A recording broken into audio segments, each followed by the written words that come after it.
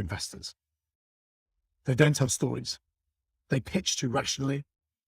They think at their venture level. They try too hard to be credible and they overload. So let's break those down. Founders don't tell enough stories. And what we mean by that is, or a way to explain that is the difference between, say, an ingredient list and a recipe. The ingredient list without the recipe as to how to put it all together is meaningless. And it's the same with your startup pitch.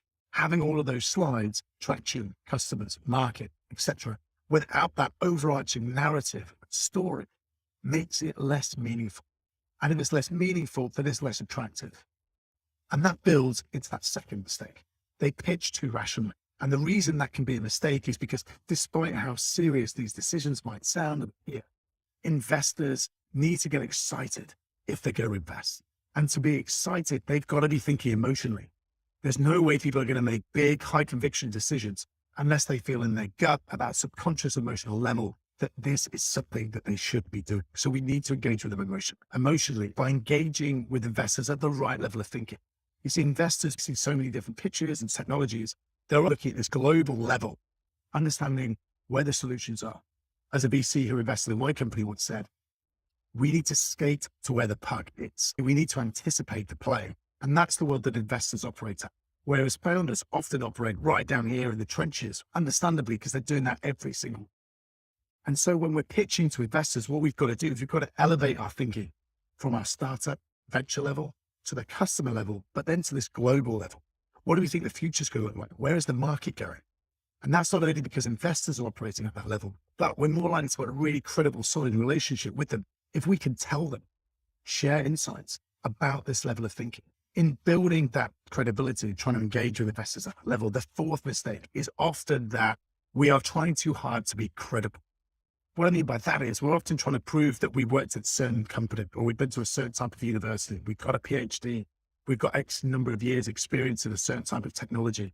But often as we do that, what we're doing is we're pushing ourselves into buckets. I've got a PhD. I've been to Oxford. I've worked 5 years at Google. And guess what? You're not the only people who have done that. Loads of people have been to Oxford University. Google, Amazon, Facebook employ hundreds of thousands of people around the world. So it's trying to be credible. We're losing a differentiating factor. And that's really important because most of the time investors will back teams. And so what you want to demonstrate to an investor is that we are the only team that is going to make this happen. That is what's going to make you valuable. And so you need to be unique rather than trying to be credible. And then the final mistake, that fifth mistake, is often founders just overload investors. They think there's everything that they need to say. They need to get down all of the positives about their company so that they can put their company forward in the best possible way. But in the process, we overload. That then leads to things like analysis paralysis or simply boredom. And that actually makes it more difficult for an investor to say yes. As a famous French philosopher said, perfection is achieved not when there is nothing more to add, but when there is nothing left to take away. And that is the same concept that we've got to approach these pitches with.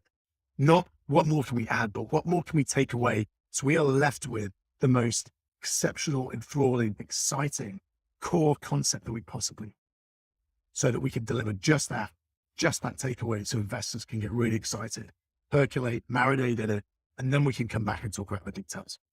So those are those 5 mistakes. Those are how you can get over those 5 mistakes really simply. And if you want to hear more about these type of pitching strategies and techniques, please subscribe to this channel by clicking the button below.